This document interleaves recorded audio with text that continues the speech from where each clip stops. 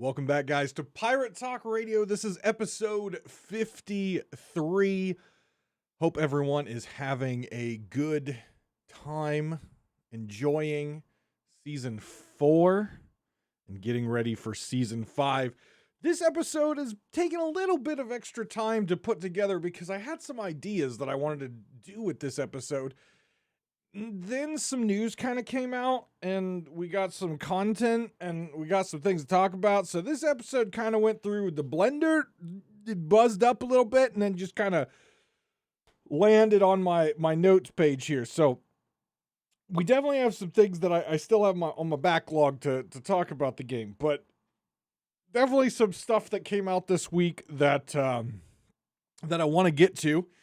But first, I want to say that I survived the 24-hour charity stream, which was last weekend, and I want to throw out a special thank you for those of you who came over to twitch.tv/Davrim, said hello, dropped a lurk, dropped a follow, and even many of you dropped donations. Right now, we are just shy of $2,000 that we have generated to help children pay for their medical expenses. Now, just because the Game Day 24-hour charity event is now over, it doesn't mean you still can't donate. So if you feel generous and you would like to make a donation, you can always check the show notes below. Extra-Life is the website. You can search up Extra Life Charity in Google if you don't see the show notes. And then just search in the search box for player Davrim, and you'll find my information there. We're trying to get to $5,000. I know this would be an off year, so $5,000 was kind of a very big stretch goal, but I'm extremely excited that right now we're just shy of $2,000 that we're going to be able to present to Extra Life and to the charity. But lots of milestones, including dyeing my hair. We did unlock a 12-hour stream, and there's about $100 of Steam gift cards to raffle off in the live streams that are still up for grabs. So definitely lots of stuff and a lot of things you can donate for, including me eating bugs and spiders and drinking really disgusting soda. In fact, my good friend over at the Keel Hall Podcast, Captain Logan, dropped in during that 24-hour event and made me drink a bottle of soda that was flavored like hot buffalo chicken wings. It was absolutely disgusting, but we did it. We did it, and we definitely raised a lot of money for children. So thank you very much for everyone who has donated and dropped in and kept me company for those 24 hours. I really, really appreciate that. And again, donations are open till the rest of the year. But let's get into Sea of Thieves. So first off, let's talk about the news. So we have something going on right now when this episode comes out. We'll be about, I think, 2 days into it, but Twitch drops are back. They are going from November 12th until November 16th, and it's to get you more of the set, which is a Hunter variant set. It's the black and gold set that they've done with the past couple Twitch drops. I can't think because I didn't put in my notes here what exactly the items are this time, but it's 12th through the 16th.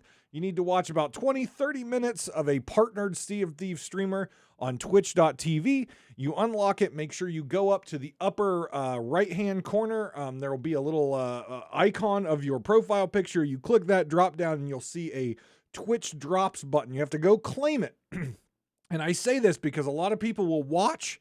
They will get the Twitch drop unlocked, but they will fail to claim it on the Twitch drops site, which means if you don't claim it, it will not be in your inventory in game. And there is a limited amount of time after you unlock that Twitch drop that you can claim it before it's expired, which means you're not going to get your limited edition Twitch drop. So make sure, again, you go to twitch.tv, find Sea of Thieves, go to your favorite streamer, or what I like to do is maybe a new partner, or if they're doing it for all content creators, a smaller content creator. I like to support whoever I can because usually I'm, supporting the my favorite streamers most of the time.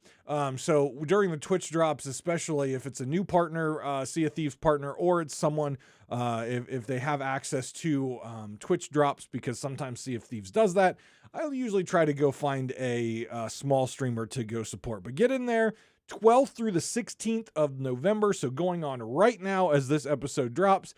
Go in there and get your Twitch drops. We also got a patch.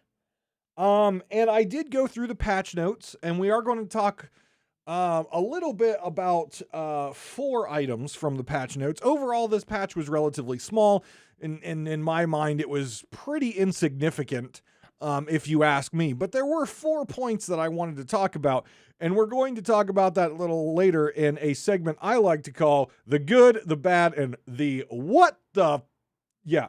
So we're going to talk about that a little bit later. The other thing that came out this week was the official Sea of Thieves podcast. Now, there was a lot to unwrap in the Sea of Thieves podcast.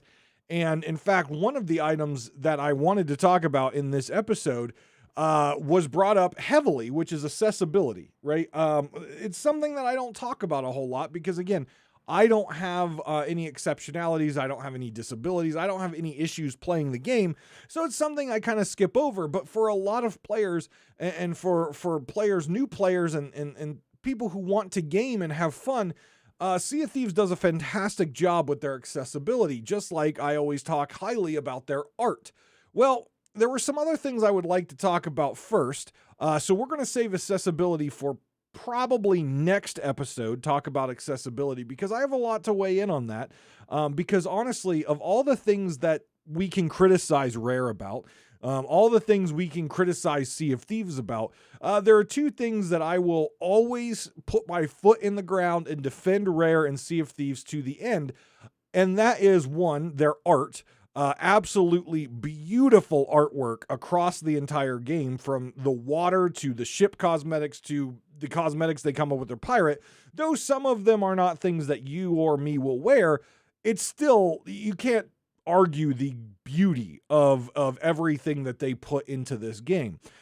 And the other thing is accessibility. Sea of Thieves, since I've started playing for the past couple years, again, I didn't play at the very beginning, but since I started playing in the past couple years, one thing that I've always noticed is they're constantly adding accessibility options to help people with color blindness or motor skill issues, or whatever the case may be. In fact, in this podcast, they discussed trying to figure out ways where people who have motion sickness or seasickness, trying to figure out options to put in the game to help them. Again, they don't want to put an option in there that gives a competitive advantage to people, but try to find a way to allow folks who might have some motion sickness or seasickness. And it's absolutely amazing what they take from the community on the accessibility stuff and really try to help to make sure every player has an excellent experience. So those 2 things I will always defend Sea of Thieves and Rare, because I think they do a fantastic job at. But we'll get to the accessibility options of the podcast next week, because there's some other things that I want to talk about, and quite frankly, I think they're a little bit more drama-filled. I will say, not so happy-go-lucky. Make sure players are able to play without vomiting everywhere. These are a little bit more drama-filled items and things that I think I want to dive into a little bit more first, and then we'll talk about the outstanding job of accessibility that they're doing next week. So the first thing, we got some teasers. Now, we always like some teasers, and of course, Rare is notorious for being very secretive about their updates and being very secretive about the things they're working on, because again, they want you to be surprised and excited when it comes out. Now, for insiders out there, a lot of the secrets, they know what's coming. I am an insider, but quite frankly, I haven't had the time to play insiders for probably a year now. So a lot of the stuff I don't know. So I'm always excited to see the teasers, and then I'm more excited once it hits the game. But we got some teasers. And the first teaser that I think a lot of people are going to be excited about is coming up on December 8th. A very popular franchise is releasing the next installment of their game. A very popular Xbox franchise, mind you, and that is Halo. Halo Infinite is coming out on December 8th. And if we know anything about Rare and we know anything about Sea of Thieves, they are an Xbox studio, and they love to do things to help promote Xbox games. Now, Halo Infinite has been a game that has been hyped for a very long time. We've went through some testing. We've seen some pre-looks. A lot of people are excited to play Halo Infinite when it releases on December 8th. And the question was brought up in the podcast, well, are you bringing back the Master Chief or the Halo ship set? which I use parts of it. I like that ship set. I don't use all of it, but I definitely use parts of it on my ship when I'm sailing around. But it was brought up, are we going to see that ship set again? And honestly, I liked the answer. The answer was no, we're not going to see that ship set again. They specifically said that ship set has came out. It has actually been a Twitch drop before. And so they don't want to bring that out to celebrate the launch of a brand new Halo game when we've already seen it before. We've already had multiple opportunities to get it, and bringing back something from the old to celebrate the new isn't exactly something they want to do. And so the follow-up question was, well, are we going to get a new Halo ship set? And the response to me signified a yes. And the response was, wouldn't that be lovely? And that was kind of a trend that got used a lot in the podcast when they were talking with, wouldn't that be lovely? Kind of that cheeky British, well, just wait and see kind of thing. Again, they didn't confirm that we're going to get something, but they kind of had that cheekiness about their responses on several of these tweets that I would not be surprised on December 8th or right around December 8th or just after December 8th that Sea of Thieves pulls out some sort of celebration of Halo event. I'm sure it'll be like the Borderlands event where we're still going out and killing Flameheart and Ashen Winds and everything like that. But it coincides nicely with kind of the end of season 4, getting ready for season 5, which will be around the Christmas time. So it's honestly a good timing for them, that release, to kind of close out season 4 with a bang, if you will, with some sort of event, celebrating Halo, and potentially, obviously, a new Halo ship set, maybe some other cosmetics besides the ship set. Who knows? Last time we just got the ship set. But with Halo, we could see some sort of, costume. We could see pirate stuff. We could see weapons. Who knows what we'll see with this? But it for sure felt like to me that we're going to see a new Halo ship set. So if you've kind of been away from the game, if you've got season 4 done, keep your eye on social media, keep your ears tuned or your eyes in on this particular podcast. And if in fact the Halo ship set, a new Halo ship set, or if they do renege on their comments, if they bring back the old Halo ship set, I'll make sure that we'll cover that on this podcast, because I'm sure, I will bitch about it because, well, like I said, I hold Rare to their word, and many times they break their word. So you know me, I'm going to go right for the jugular on them, and that's just how it's going to be. Which, by the way, I always say that Joe Neat and those guys definitely don't listen to this podcast, and I'm sure there's other podcasts that they probably listen to, that they might listen to. I'm a little loud, I'm a little in your face, I'm a little critical. No, not me. I'm the nicest guy in the world. But it was funny that they opened the podcast with, hey, we're back with the official Sea of Thieves podcast. Yeah, I know we've been inconsistent. It's just like, I've been nailing you. Like literally a few episodes ago, I did an entire section, an entire rant about the consistent inconsistency of Rare and Sea of Thieves through their developments, through their streams, through their everything. And it was just funny to me that that's how they kind of open the podcast. I'm like, we hear you, Davrim. We hear you. We know you're bitching about our inconsistencies. We got it. We got the message. Stop being angry on your podcast about it. But you know what? They're probably still not listening, but maybe they did, and they just felt like they wanted to say something about it. Look, all you have to do is hire me and pay me not to be mean. That's all you have to do.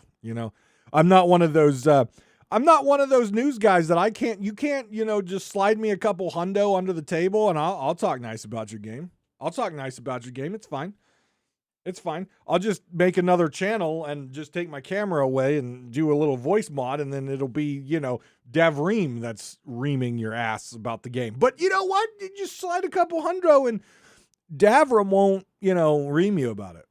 I can be bought. I can be bought. I'm just saying. I drink a lot of coffee and a lot of energy drinks, and that shit costs money. All right? That shit costs money. Anyways, I found that very funny. But again, keep your eyes out there, keep your ears open. Potential new ship set or cosmetics of some sort revolving around the launch of Halo. Again, that is December 8th. If you have Game Pass, you'll get to play Halo Infinite on day one. So if you're a fan of Halo, if you're a fan of those games, keep your eyes out there. December 8th, it's coming.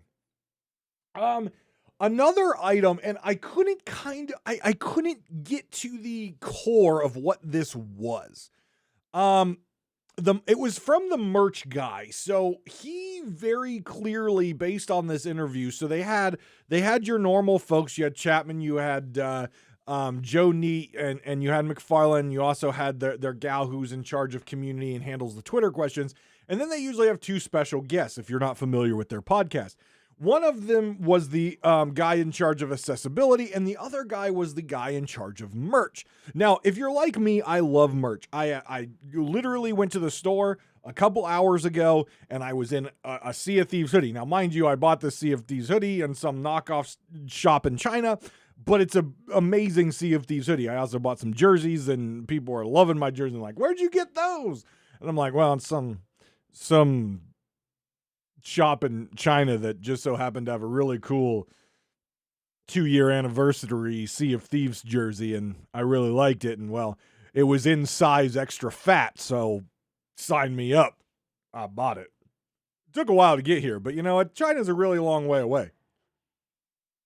So the merch guy said something big is coming. Something big that players are going to be excited for. Now, coming from the merch guy, that tells me this is going to be something, merch related, which Sea of Thieves puts out great merch. And they went into a long discussion about how they decide on their merch and kind of what the most popular merch was. Obviously we had the Seagate hard drives back in the day, which had the Midnight Blunderbuss. They had the controller at launch, which had the Ferryman pack. They've had the t-shirt, which had the Obsidian banjo. They just released a coffee table, which looks really good. I've bought several of their t-shirts and a hoodie from the store. They always have really good merch. And what was really fascinating to me was actually the merch that they announced what merch did the best and overall has, aside from those limited edition items with the banjo and with the controller and the Seagate hard drive, what item has brought in what was most popular, which, most popular of fans, which means brings in the most revenue for Rare, and that were the coins. Now, I'm a fan of little collectibles, right? I like little collectibles. I don't think anyone's, they don't like little collectibles. I've never been a coin collector, right? I don't know, but I know a lot of people are, and they always have really cool coins out there, like the Reaper's Mark coin and the Gold Hoarder coin. They've always had really cool coins, but it's been the most popular for fans. But what I'm really interested in is he said something big is coming, which means something big on the merch store is coming. Could it be something that's linked with an in-game item like the banjo was back in the day, like the Midnight Blunderbuss was back in the day, like the Monopoly game had the sales and things like that? So I'm curious what that is. And in fact, Mike Chapman himself said, oh yeah, it's big. People are going to love it. So I'm really curious if Chapman's excited about it on that level, and the merch guy, that's his job, is to come up with really good merch. If he's excited about it, like, this has to be big. This has to be massive and awesome. So I'm excited to see what that is. And I believe they said it's coming. They didn't really give an idea of when it would be coming, but they said it would be coming. There was only one piece of merch, if you will, that they did give a kind of a vague date, which was sometime next year, and that is a new lore book. So there are 2 lore books out there right now. There's the Athena Fortune lore book, which they have on audiobook with Toby Stevens from Black Sails, who does the narration. I have the hard copy as well. And then there's also the Flameheart Junior Journal that you can get out there as well. And I have that one as well. Both really good. They did say that a new lore book, so a hard copy lore book, will be coming out sometime next year. So I'm excited to see that. They always do an excellent job with the books. I've been listening when I have time to the Athena's Fortune one. It's nice for me during work, but I haven't gotten through it yet, but I'm listening to it. It's really great. If you haven't If you haven't went and got it yet, it's completely free to my knowledge. The audio version of the Athena's book, completely free. So go check it out on your whatever, audio book listening software that you use.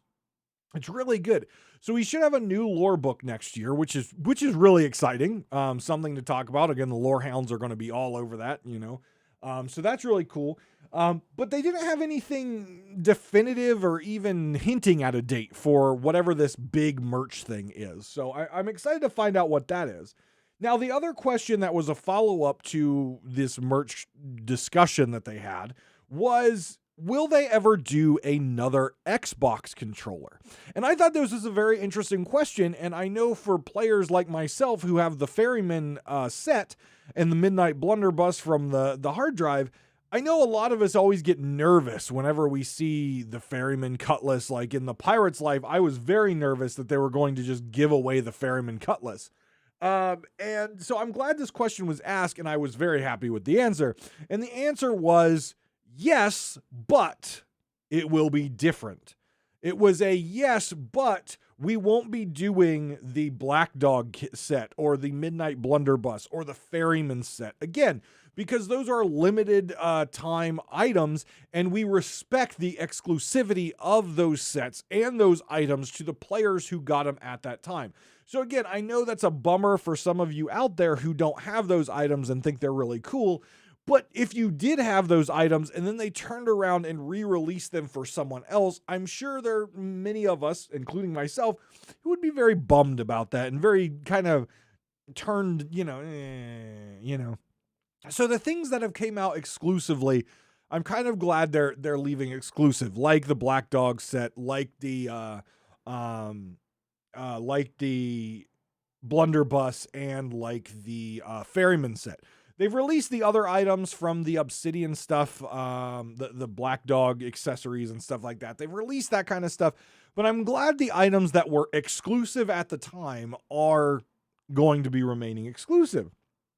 But the merch guy said, and he was very open to it, he said, we would love to do another controller. We would want to obviously make it different and things like that, but we're definitely open to make a new controller. And so I kind of got this feeling. Now, he mentioned how long it takes to get a controller and how much in advance. It was, I think, a year in advance of the game actually like being presented to people. So people didn't even know this game was coming, right? And they were already in works with the controller makers for Xbox to make the Sea of Thieves controller for, launch. So it takes a very long time, and he was explaining the rigorous tests and the drop tests and stuff like that they have to go through to get these controllers out there. But was very open and quite frankly kind of got good vibes from him that maybe another Sea of Thieves controller may be coming down the pike. So keep your eyes on that if you're an Xbox player or you're just a collector and would like a new one. But do not get excited that you'll get the Ferryman set, because they said, and I will hold you to this, Joe Neat and merch guy, that you're not going to re-release the exclusivity items like the Ferryman set and the Black Dog pack and the Blunderbuss. I'm going to hold you to that because I have it, and I don't want other people who missed it to have it. Mind you, I missed it, but I still have it, and I paid far out the ass for it. All right, I'm a collector. To be fair, the money I spent on the Blunderbuss went to charity, so there you go. But keep your eye on that. We may get a new Xbox controller at sometime. So a lot of cool information, a lot of cool teases there on the merch side. If you're a fan of Sea of Thieves merch and you like to collect that kind of stuff, sounds like we've got a nice upcoming maybe holiday season / next year. Lots of cool Sea of Thieves merch coming, a new lore book, lots of cool stuff on the merch side. So really excited to see that. And really excited to kind of hear some of those teasers, though again, we didn't get any definitive information on any of it except for the lore book. It was sometime next year. It definitely sounds like some really cool stuff is coming down the pipe, so I'm excited for that. The other teaser we got was season 5. Now, I want to first off, give you the name, and I will call it the working name of season 5, right? So when you're developing a project or a patch, an expansion, right? World of Warcraft, every game developer does this. They name the project something kind of obscure, right? That they did with this with A Pirate's Life, right? They named that update something very obscure that no one would tie to Disney. And then once it was time to release, then they branded it A Pirate's Life with the Disney shit and all that stuff. This working title that they've been doing for season 5 was season 5, the Tools Not Rules season, right? Now I just want to take us back in time here. Season 1 was shit. It was their first season. It came out of the gate really slow, really lame, with a bad plunder pass. Season 2 started to turn things around just slightly, but still relatively lame, really bad plunder pass. And then season 3 hit, and we had Pirate's Life. And it took the world by storm that Sea of Thieves and Disney came together. And I was very skeptical in the beginning, but I thought they pulled it off really well. And it became probably one of the greatest updates that Sea of Thieves may ever have. Definitely has ever had, but may ever have. And we all knew that season 4, following A Pirate's Life, nothing was going to compare to that. There was no way, there was no chance in hell that they were going to follow A Pirate's Life with something equally cool and exciting. And it's true.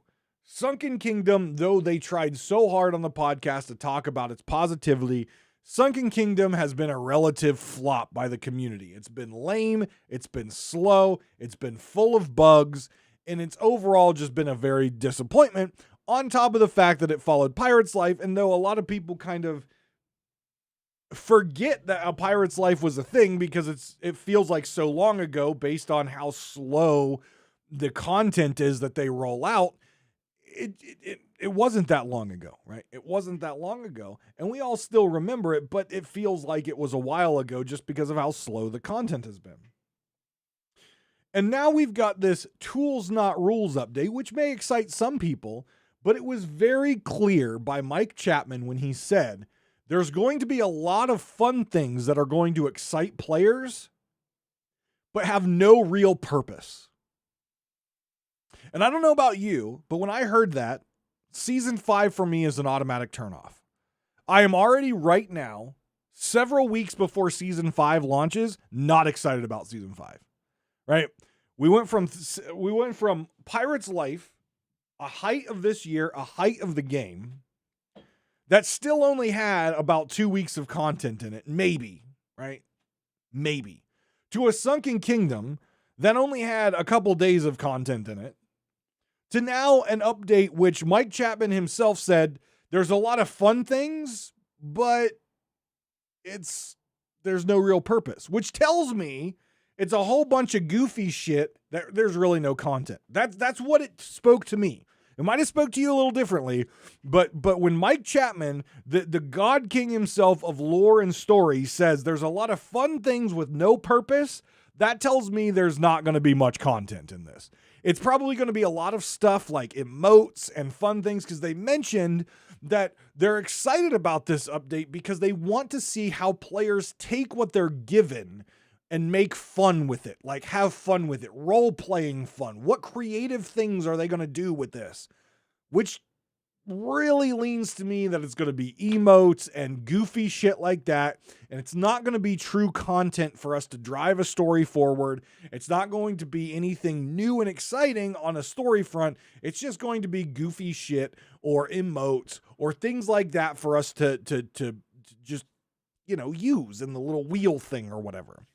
That's kind of the feel for me. Whenever someone who's in charge of like the creative side of a game says, we're introducing a whole bunch of fun stuff that has no real purpose, tells me that it's not going to have content in it. It's going to have stuff, but no real sustenance, nothing to keep players engaged, right?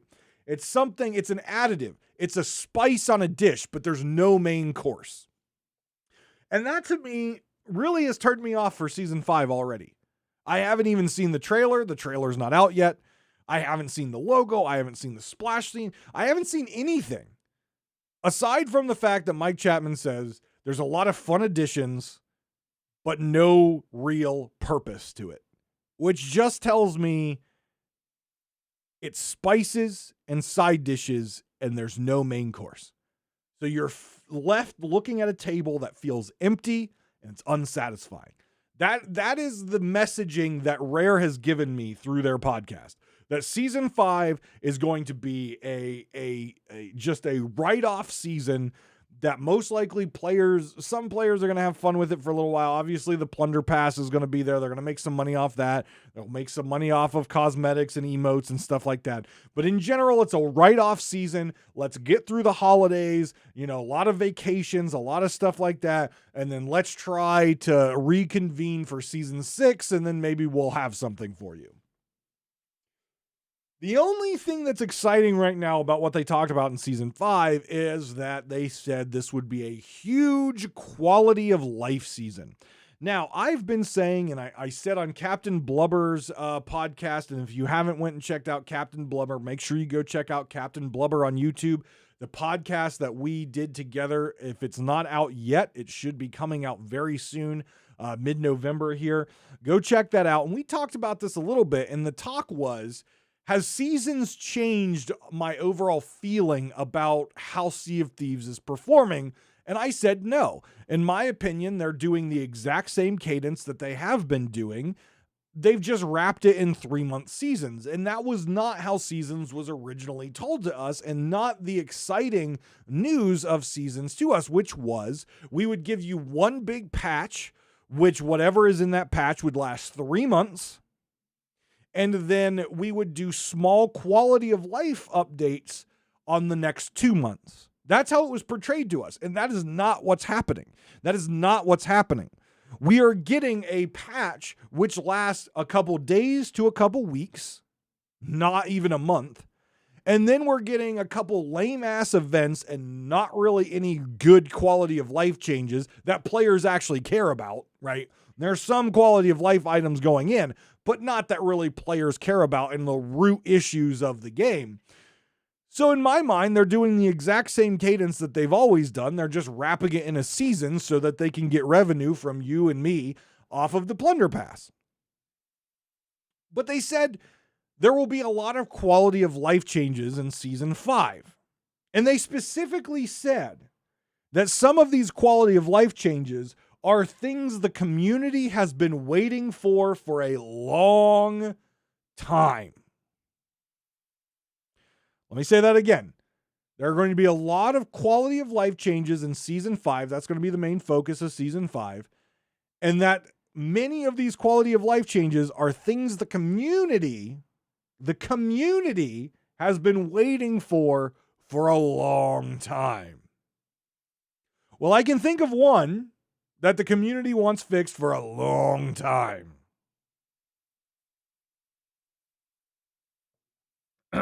I'll let you guess on what it is, and I'll give you a hint. It deals with combat. That's all I'm going to say about that. So I'm anxious to see what that is going to look like. I'm anxious to see what is going to be in the hype trailer. They always do trailers really well. I'm anxious to see what they put out to get me excited for season 5. Because yes, the quality of life pieces are good based on what those quality of life pieces are.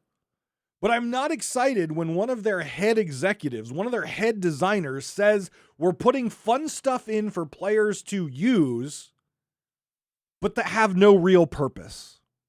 And that to me is poor design, and that to me is poor development. But again, this is just speculation, right? That's all we go off of. But anytime a developer, a designer, a head executive person says, hey, we've got all this cool stuff for you, but it doesn't really have a purpose, to me, that's an instant turnoff, right? I want your updates to have purpose. I want them to have meaning. I want them to excite new players to play, and I want them to keep old players playing. That's what I expect out of game updates. Big game updates, right? Big updates like seasons, expansions. I want them to do something which keeps me engaged as a player, brings new players in, but keeps me as a veteran player engaged in playing the game. Right?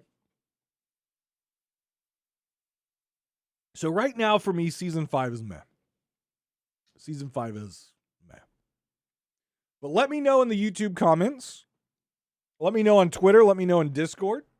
You can email the show, piratetalkradiopodcast@gmail.com. Let me know what you think. Based on what the vibes you got from Chapman and Joe Neat and those guys talking about season 5. Let me know what you guys thought and how you guys right now are feeling about season 5. Let me know what you guys think about what might be coming. Are you kind of put off by season 5, or are you excited to see what they're coming up with next? Let me know, and we'll go through maybe some of your comments that I like next week. So let's get on to a segment that I come up with every so often when something really good lines up for it. Let's go to the good, the bad, and the what the. Let's dive into it. So we just got a patch. The link to the patch notes will be in the show notes. If you would like to go and view the show notes and you want to go and actually read the entire patch note, it really isn't that long. It's really not that much to read. It's a relatively small patch, but there were a couple things that grabbed my eye, and that's why we do the good, the bad, and the what the. So let's start with the good. When boarding a ship from the sea, players are no longer able to muffle the boarding audio effects by grabbing the ladder while underwater or while using equipment, ensuring that nearby players will always hear someone boarding from the ocean. Now, the two things I saw in this was, one, you can no longer muffle your boarding while being underwater or while using equipment. It doesn't say anything about weapons. It does say equipment. And based on when this patch released and me tweeting that this was a huge, wonderful change, I have got some tweets back that says this isn't fixed. So my guess is they didn't completely fix the silent boarding. And again, it was already typed up for the show. I was going to go over it anyways as the good, because I personally think that was a really major issue in the game. Silent boarding should not be a thing. But my concern is the fact that they specifically say boarding the ladder underwater or while using equipment. Equipment are different than weapons, right? It is very specific in the game. You have an equipment chest and you have a weapons chest. When they call these things out specifically, usually that means when they say equipment, they're talking about instruments, lanterns. They're talking about compass. They're talking about those kind of equipment, weapons, sword, blunderbuss, eye of reach, those kind of things. It doesn't say anything about weapons. So my guess is when people say it's not fixed, my guess is they didn't make an adjustment here for weapons. That would be my guess. I haven't tested this. I haven't been in the game to see it. I never silent board anyways, because quite frankly, I want you to know I'm coming because I want to fight you. But anyway, so let me know. Is it the weapons that's the issue still? But I have been told on Twitter that this has not been resolved, and based on reading the words in this note, it would be weapons. But I still put this under the good because it is a major issue in the game. It is a competitive advantage due to a bug. So thus, I will call it an exploit that gives you a competitive advantage in PvP situations. I actually have two goods, surprisingly. You know me. I'm all about the negative, usually. We have two goods.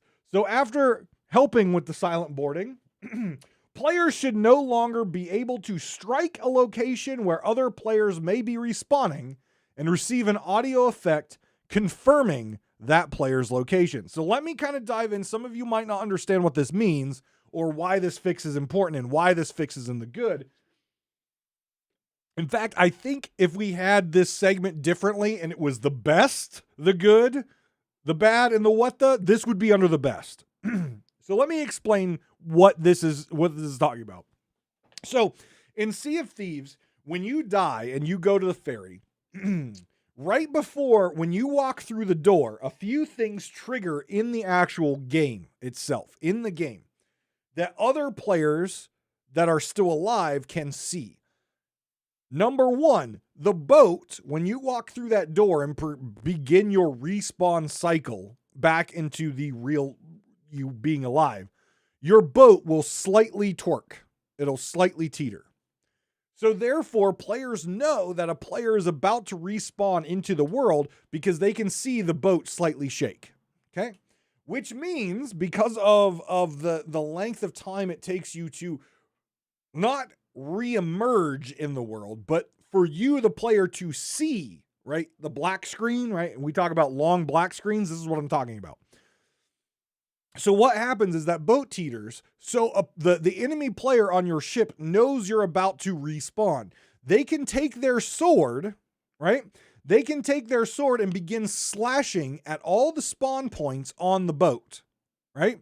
So there are, if you weren't aware, there are spawn points around the boat. You will always spawn at one of these spawn points. And you can begin slashing at these spawn points. And what happens is, if you slash at a certain spawn point where the player will be respawning at, the sword makes a noise. Thus, you know that is the exact location the player will be respawning at, and thus you can kill them as soon as they spawn, and they might not even be able to see, move, or react because they're already dead, because their player model is in the game able to take damage, and they are not actually able to see/control. So this is the core piece of spawn camping, right? And this is a reportable exploit. You are able to, if you get this on camera and you have indisputable video evidence, this is a reportable and permanent ban exploit that Rare will permanently ban a player for doing this. It is obviously a bug that they're trying to address, and it is considered an exploit. Permanent ban exploit if you get video evidence of this and submit it to Rare. It has to be indisputable, and it's very hard to get because obviously you don't see anything, but players, the enemy players, that perspective is what would be the best perspective to have. But again, let me run this by you again. You're on the Ferry of the Damned. You were killed by a player who was on your ship. You step through the door.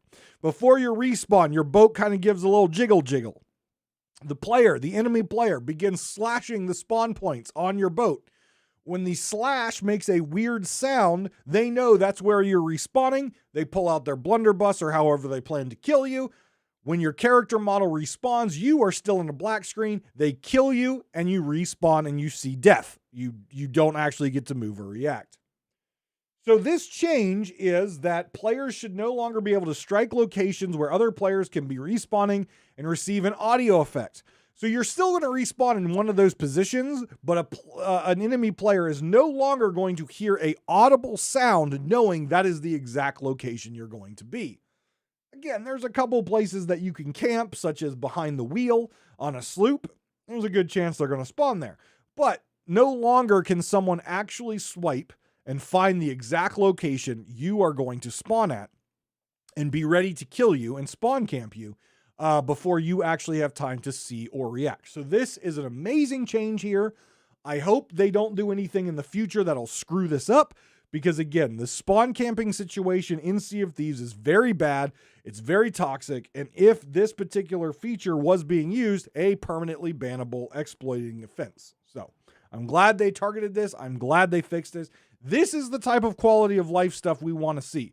This is what the community wants to see. Making the game more fair and making the game better to play so that certain toxic behavior is removed from the game just out of programming, right? If toxic players can't find you to spawn camp you, right? Now they've got to potentially have a fight on their hands and they might lose it, right? If they kill you before you even see or can move, you have no chance to fight back.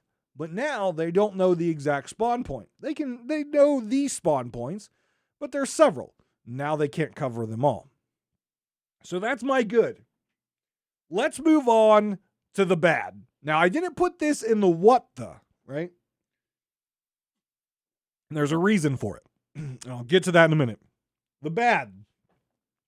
The recently released Crimson Crypt cannon flares keep in mind this was a premium item, you had to pay for it, has been updated so that the lingering smoke effect masking the player's view after firing a shot are better aligned with those other cannon flares. The occlusion of this effect can no longer be affected by graphics quality settings. So let me tell you, if you're not aware of what this was, the new Halloween Crimson Cannon Flare had a very light smoke that dissipated very quickly, making it a competitive advantage if you're using cannon flares. Now, the uproar of this is, since they fixed it and they make that smoke more dense and thus falls in line with other cannon flares, now all of a sudden it's not a competitive advantage. So all the people out there who bought this because they saw it was a competitive advantage and now they don't have the competitive advantage obviously took to the interwebs and bitched about wanting a refund. Well, guess what? Let me give you a pro tip about Sea of Thieves. We did tips last week. Let me give you a new pro tip. Stop fucking using cannon flares. Stop it. Don't use them. They are awful. They're all awful. I don't care how pretty the confetti is or the bats or whatever or the blood red from the crimson. I don't care. They're all awful. Stop using them. The most and best way to fire a cannon is with no goddamn flare. Okay? Stop using the flares. If you care about PvP, you care about your aim, and you want to sink people, don't put on a cannon flare. All right? And if you're complaining because you spent money on a cannon flare to get a competitive advantage in a game that does not have pay to win, then shame on you because you're trying to get a competitive advantage through pay to win. Stop it. Pay to win is bad. Pay to win is a bad business model. Pay to win is a bad game design model. Stop it. It was a mistake in the design of the cannon flare. You supported the game that you're playing and loving. You're not getting a refund. Stop it, Karen. Okay? You don't get to speak to a manager. No. Walk out of my store. Thank you for your money. Thank you for your business. Enjoy your cannon flare, which should have never left your boat chest. All right? All right, Karen? Are you good? Jesus. Like literally when this change happened, I was flipping through Twitter and I saw it and I kind of giggled because again, I support Rare through buying these cosmetics regardless if I use them or not, right? I am supporting the company and the game that I love regardless of if the actual cosmetic item is something I'm going to use. It is my way to support a game. Again, I come from an MMO background. I come from the MMO background of you pay every month to support the development of the game you love and that you play. Sea of Thieves is a buy once, play forever, right? It's a buy once, play forever. So my way of supporting them, supporting Rare, supporting Sea of Thieves, and supporting the game that I love is simple. I buy the Plunder Pass regardless if I like the rewards, and I buy most of the cosmetics every single time they're released. Now, not everyone has that kind of money, and that's absolutely fine. I'm doing more than my part, so I'm making up for the folks who don't have the money in order to spend that. You don't have to have the money. You don't have to buy all these different items. You don't have to. You buy the game once and you play it forever, and that's absolutely fine. But for me, I have the money, and I'm able to support the game, and I'm going above and beyond, and that makes up for some of the folks out there who are unable to support the game in that sort of way. Right? I'm not trying to boost my ego, right? My ego is already big enough, right? My E-peen is huge. The real life peen is small, so we got to have a big E-peen, right? Right? It's not a way to boost any of that. I know it's massive. I know it's large and in charge. I got it. I'm a big personality. It's great. I love it. You all love it. That's why you listen to me. But what I'm saying is, it's my way of supporting the game, right? I have these cannon flares. Have I used them? No, because I refuse to use any cannon flares. And if I'm ever on a ship where people use cannon flares, my ass is nowhere near those cannons. And if someone says, well, Davrim, why aren't you firing the cannons? Take the cannon flares off and I might consider it. All right? Pro tip number whatever we're on. No cannon flares, sailor cannons. That's your best way of going. I'm telling you right now. There's a couple other cannons that are okay. Sailor cannons, no cannon flares. So anyways, that's the bad. They released a premium purchase product that unfortunately was designed poorly. It bit them in the ass, and now they're going to have a whole bunch of people who want refunds. In my opinion, and I hope Rare's doing this, don't refund any of the Karens out there who want to speak to your manager. Screw it, right? They're using cannon flares to begin with. Therefore, they're in the wrong, not you, Rare. You have created a beautiful thing, which gives me, someone who doesn't use cannon flares, a competitive advantage in battle because I don't use cannon flares because I'm not an idiot. Those of you out there who like cannon flares, keep using them. Thank you. You make my ability to sink you a lot easier because your aim sucks because you can't see anything. So my shots per minute are much higher because you have to wait for the dust to settle in order to get another good shot. All right? So thank you. Thank you for allowing me to sink you quicker. I appreciate that very much. And now, what bullet point, what patch note gets the award for what the And here you go. I read this, and the reason we have the What the award is because of things like this, because when I read them from the patch notes, that is actually an out loud response that I have. Now, before I read the exact patch note, before I read it, I want us to take a moment. I want us to calm down. I'm going to take a sip of my coffee. Delicious. And I want us to take a moment, and I want us to think about all the bugs. I want us to think about all the exploits. I want us to think about all the issues that the game of Sea of Thieves, the game that we love, has going on. We shoot a bullet at someone and it doesn't hit them, or it does and it doesn't do damage. We eat a piece of fruit or a piece of meat, and it shows us eating it. It consumes it, but it doesn't give us life. We have megalodons that when they attack our ship, we are no longer a boat, but we are Apollo 13. We have moments where when you're sailing, you will see a ship look like a clown's yo-yo bouncing from the sea to the sky, to the sea, to the sky, to the sea, to the sky. We have skeletal ships that can turn on a dime, that are faster than any other ship. In fact, I'm pretty sure they've got the Back to the Future DeLorean installed in them. So many bugs, so many issues. So I want to read to you what Sea of Thieves felt with all of their bugs and with all of their issues. That something was so important to skip the line of all those bugs, all the exploits, all the issues, to skip the line and make it into a patch before any of the other issues. Allow me to read this to you. Crews, preferring the smaller sized sloop, have often questioned the need for a brig on board. Not brig the ship, brig the jail, down there by the grog barrel.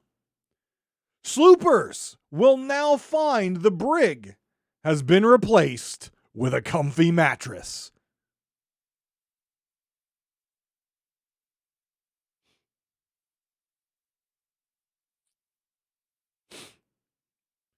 I shoot someone, the bullet travels through them, and they don't take damage. A megalodon attacks my boat, and it becomes Apollo 13. A boat on the horizon looks like a clown's yo-yo, and you're replacing the brig on a sloop with a mattress. This is not important. This is not important at all. This has zero impact on the game. This has been here for a very long time. It has zero impact on the game. It doesn't matter. It doesn't matter. Delete the whole damn thing. Just leave a blank. I don't care. But you took precious time of development away from critical game-breaking bugs and exploits to remove the brig, the jail, from a sloop and put a freaking mattress in there? Are you kidding me? Are you kidding me? There is no reason that there should have been any money, any budget, any hours spent on the Rare development staff to take the freaking cage out of a sloop and put a mattress in there when we have game-breaking bugs like hit reg and food reg and Megalodon sending us into space and every other freaking bug and exploit in this freaking game like silent boarding, which clearly isn't all the way fixed, and you are spending time playing house. Go download The Sims and build a freaking boat there and replace the jail with a mattress. This is Sea of Thieves. I want the combat fixed. I want the freaking food reg fixed. I want the bugs and exploits fixed. I don't care about your stupid italicized comfy. By the way, in the patch notes, they actually italicized comfy as if it made me feel any better that it's a freaking comfy mattress, even though I can't feel the damn thing because it's a virtual world. It's absolutely asinine. It is absolutely asinine that someone in the Rare development staff, that someone in the Sea of Thieves development team thought that taking time away from critical items in this game was important enough to remove the brig from a sloop and add a mattress. Did I question why there's a brig there in a two-person ship? Yes. Yes, I did. But it made sense on a pirate ship. It made sense on a pirate ship because not always are you going to have you and your crew on a sloop. You may take a prisoner. That makes sense. Now, in Sea of Thieves, can you take a prisoner? No, but it made sense in the boat design. It made sense. It was fine. It was fine the way it was. And you took time, you spent money, and you took hours of development time to remove the jail cell from a sloop and replace it with a mattress where players out there can't freaking do proper combat because your game is freaking broken. We can't eat fruit and get healed because your game's freaking broken. We can't bucket the ship because your game's freaking broken. A Megalodon attacks us and we fly into the stratosphere and you're replacing a freaking jail cell with a boat. How in the world can Joe Neate, the executive producer of Sea of Thieves, get behind this and sign his John Hancock? Yes, I know he's British, so that's kind of an insult, but sign his John Hancock on the development of this. This is absolutely stupid.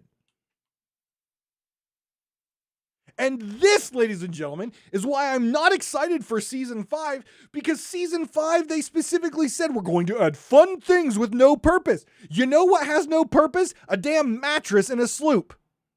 That's what has no purpose.